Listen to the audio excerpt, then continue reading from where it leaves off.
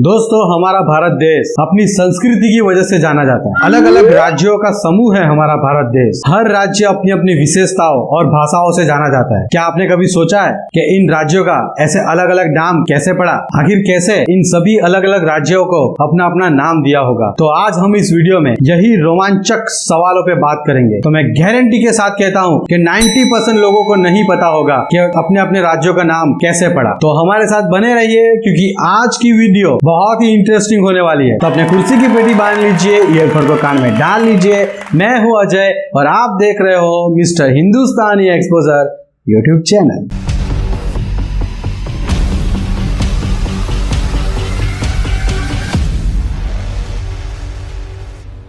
जम्मू कश्मीर।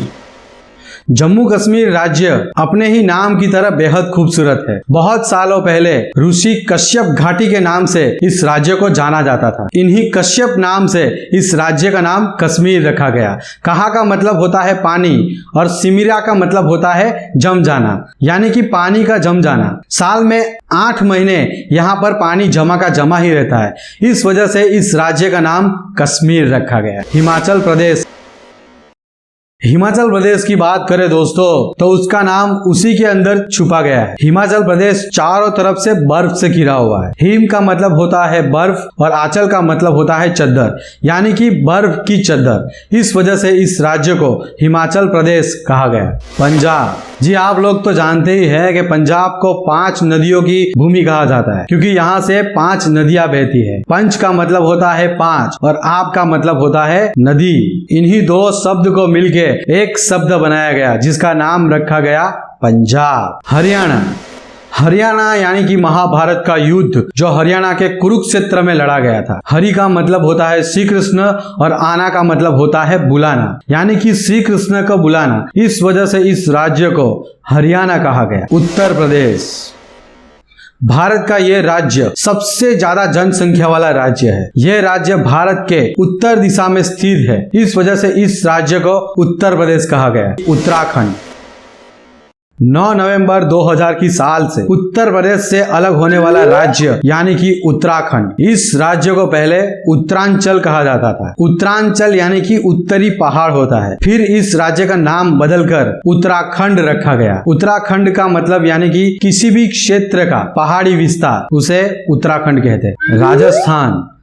यह शब्द संस्कृत शब्द राजा पे से लिया गया है। क्या आप लोग जानते हैं, प्राचीन समय में यह शहर को राजपूताना नाम से जाना जाता था। राजाओं का शहर यानी कि राजस्थान। अब चलते हैं राजस्थान के पड़ोसी राज्य यानी कि गुजरात में। इस राज्य का नाम गुजरात इस शब्द से आया है। इस प्रदेश में 8वीं शताब्दी तक सिर्फ गुज्जरों का शासन था। इस वजह से इस राज्य को गुजरात नाम दिया गया। महाराष्ट्र। महाराष्ट्र ये नाम भी संस्कृत शब्द से ही लिया गया है। महा का मतलब होता है महान और राष्ट्र का मतलब होता है देश, यानी कि महान देश। इस पर से महाराष्ट्र नाम रखा गया। बहुत सालों पहले इस राज्य को राष्ट्रीय का भी कहा करते थे। गोवा। आप गर्मियों की छुट्टी में गोवा जरूर घूमने गए होंगे, लेकिन क्या आप लोग जानते हैं कि इस प्रदेश का नाम गोवा कैसे पड़ा? वैसे तो इसका जवाब आज तक कोई भी पता नहीं कर पाया। बस लोगों का अनुमान है कि गो का मतलब होता है गाय। इस प्रदेश का नाम पोर्टुगल के यात्रियों ने गोवा रखा था, तब से इसे गोवा ही कहते हैं। बिहार। बिहार शब्द भी संस्कृत के विहार शब्द से ही लिया गया है। विहार का मतलब होता है डेरा डालना, बसेरा करना। प्राचीन काल में बौद्ध धर्म के लोगों ने यही प्रदेश में अपना डेरा डाला था, तब से इस राज्य को बिहार कहा जाता है। झारखंड। झारखंड शब्द भी संस्कृत शब्द में से ही लिया गया है। झाड़ का मतलब होता है जंगल और खंड का मतलब होता है प्रदेश, यानी कि जंगलों का प्रदेश। इस वजह से इसे झारखंड कहा गया है। क्या आप लोग जानते हैं कि झारखंड को दूसरे कौन से नाम से बुलाया जाता है? अगर आप जानते हैं तो मुझे कमेंट सेक्शन में लिख के जरूर बताएं। ओडिशा। ओडिशा शब्द भी संस्कृत शब्द में से ही लिया गया है। ओद्र यानी ओद्र लोग, जो ओद्र देश से आए थे। ओद्र का मतलब होता है मध्य भारत के निवासी। मध्य भारत के निवासी होने के कारण इसे ओडिशा नाम दिया गया। वेस्ट बंगाल। वेस्ट बंगाल ये शब्द संस्कृत के वांग शब्द में से लिया गया है, लेकिन समय के साथ साथ इसका नाम बदलता रहा। पारसी लोग इसे बांग्ला के नाम से बुलाते थे, लेकिन बांग्ला बुलाते बुलाते हिंदी में ये बंगाल बन गया और ये पश्चिम दिशा में आने के कारण इसे वेस्ट बंगाल कहा। मध्य प्रदेश। मध्य प्रदेश नाम सुनते ही आप लोग समझ ही गए होंगे कि इस राज्य का नाम मध्य प्रदेश कैसे पड़ा। तो भारत में सबसे मध्य में ये प्रदेश आता है, इस वजह से इस राज्य का नाम मध्य प्रदेश रखा गया। छत्तीसगढ़। ऐसा माना जाता है कि छत्तीसगढ़ को पहले दक्षिण कोसला के नाम से जाना जाता था। इस राज्य में बड़े बड़े 36 किले हैं, इस वजह से इस राज्य को छत्तीसगढ़ राज्य कहा जाता है। आंध्र प्रदेश। आंध्र प्रदेश नाम भी एक संस्कृत शब्द में से ही लिया गया था। आंध्र का मतलब होता है दक्षिण और यहाँ पर एक आंध्र नाम की जनजातियां भी रहती है, इस वजह से इस प्रदेश को आंध्र प्रदेश कहा गया। कर्नाटक। कर्नाटक शब्द का निर्माण करु शब्द से हुआ है। करु यानी कि गगनचुंबी। प्राचीन काल में इस प्रदेश के पहाड़ आसमान में गगन को छूते थे, इसलिए इस राज्य का नाम कर्नाटक रखा गया। केरला।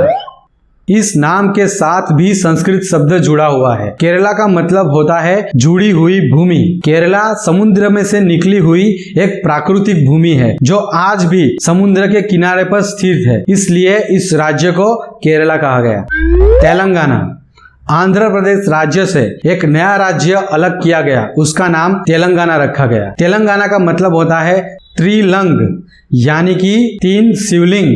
स्थानीय लोगों के द्वारा माना जाता है कि इस प्रदेश में 3 शिवलिंग अलग अलग 3 पहाड़ों में निकली थी, इस वजह से इस राज्य का नाम तेलंगाना रखा गया। तमिलनाडु। तमिलनाडु में तमिल का मतलब होता है मीठा शरबत और नाडु का मतलब होता है जन्मभूमि। तमिलों की जन्मभूमि यानी कि तमिलनाडु। अरुणाचल प्रदेश। अरुणाचल प्रदेश शब्द की उत्पत्ति भी संस्कृत शब्द से हुई है। अरुण यानी कि सुबह की पहली किरण, आंचल यानी कि चद्दर। सुबह की पहली किरण सारे पहाड़ों को अपने आंचल में ढक देती है, इस वजह से इस प्रदेश का नाम अरुणाचल प्रदेश रखा गया। मेघालय। मेघ यानी बादल, आलय यानी घर यानी कि बादलों का घर। भारत की सबसे ज्यादा बारिश यही प्रदेश में होती है, इस वजह से इस राज्य को मेघालय कहा गया। मणिपुर। तो दोस्तों मणिपुर की कहानी काफी सिंपल है। मणि यानी मणियों की भूमि, इसे आभूषणों की धरती भी कहा जाता है। इस राज्य में काफी मणि मिला करते थे, इस वजह से इस राज्य को मणिपुर कहा गया। आशम। आशम शब्द अहम शासकों में से उत्पन्न हुआ है। इन्होंने लगभग 8 सदियों तक असम पर राज किया। आशम शब्द का अर्थ होता है असमान, यानी कि वो भूमि जो समतल नहीं है, इस वजह से इस राज्य का नाम आसम रखा गया। मिजोरम। मिजोरम की बात की जाए तो मिजो भाषा की कोई लिपि नहीं है। मिशनरियों ने रोमन लिपि को ही पढ़ाई और लिखाई के लिए अपनाया है। मी यानी लोग और जो यानी वो लोग जो पहाड़ों में रहा करते थे, इस वजह से इस राज्य को मिजोरम कहा गया। त्रिपुरा।